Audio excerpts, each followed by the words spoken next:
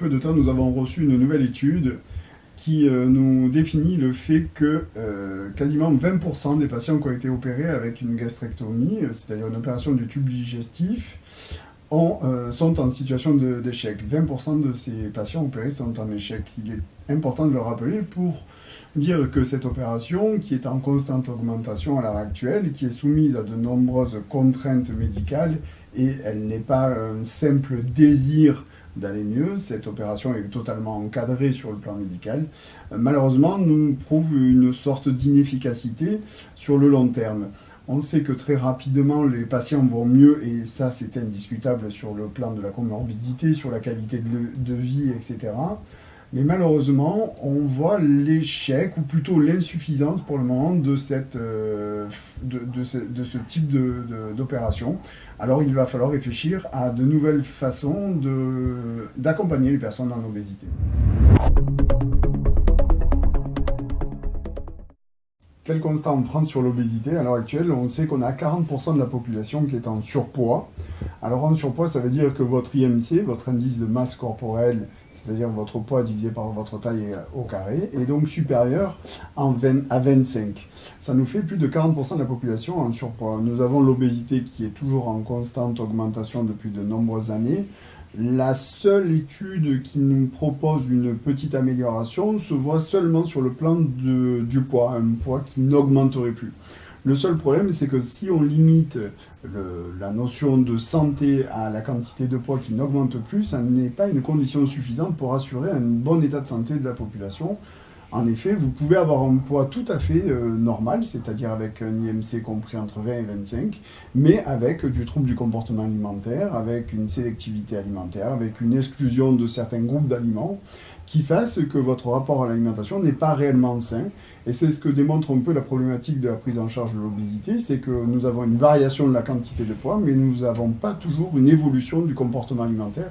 Et c'est vers ça, les nouvelles thérapies vont commencer à aller un peu plus dans ce sens-là, c'est-à-dire au sens de gérer le comportement de l'individu vis-à-vis de son alimentation et de le pacifier. Donc en fait, pour faire face à cette obésité, en fait, depuis 2001, on a mis en place des campagnes de prévention. Principalement, c'est la campagne Manger Bouger, en fait, qui existe depuis 2001, mais dont le but a été finalement d'avoir une focale uniquement sur l'alimentation et sur l'activité physique.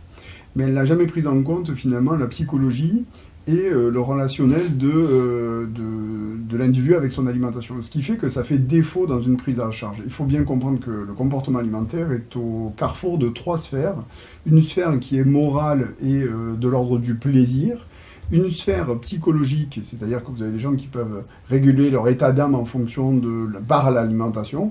Et puis on a un truc qui est important, c'est ce qui nous met au monde, c'est le corps humain. Donc le corps humain, en fait, c'est sa dimension biologique, c'est son rythme interne.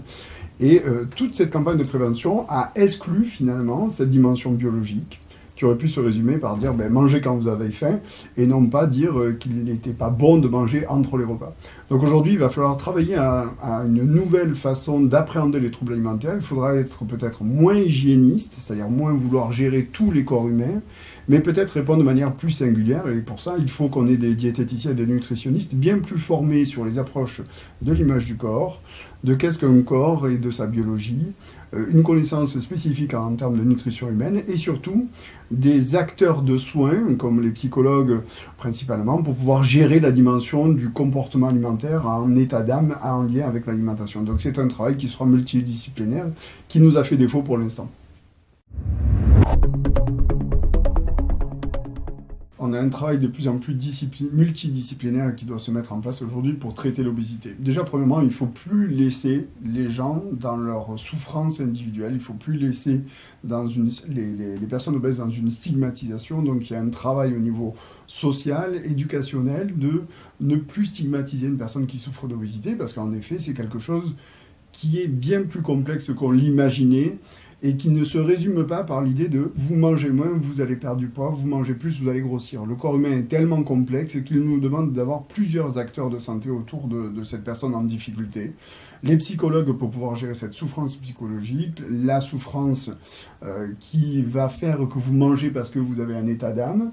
Donc ça, c'est le travail des psychologues. Les nutritionnistes et diététiciens doivent être plus spécialisés dans les troubles du comportement alimentaire pour pouvoir repérer et dépister et bien aiguiller les patients dans la problématique, parce que même étant obèse, vous pouvez avoir des troubles du comportement alimentaire, et même étant obèse, vous pouvez avoir une alimentation totalement équilibrée. Donc là aussi, il faut qu'on sorte un peu de nos idées reçues, c'est qu'un patient qui souffre d'obésité peut se retrouver avec une alimentation équilibrée, mais par contre, il ne sait pas trop appréhender correctement le corps humain dans son rythme, dans sa biologie, et c'est là où le travail des diététiciens et nutritionnistes, c'est revenir sur le corps biologique et le corps vivant.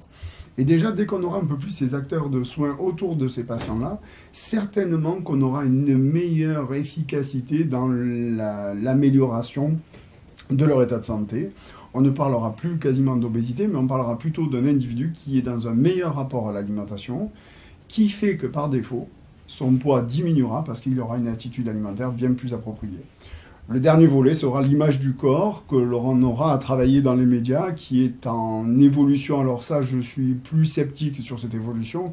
Il n'y a rien qu'à voir la mode masculine à l'heure actuelle, où quand on vous vend un parfum pour hommes, eh bien, vous voyez des hommes qui sont complètement dénudés avec des tablettes de chocolat là aussi. Et on est en train de vivre la même problématique que chez les femmes. Donc aujourd'hui, je ne suis pas encore convaincu que la société soit prête à changer sur l'image, mais en tout cas, ce sera notre prochain cheval de bataille.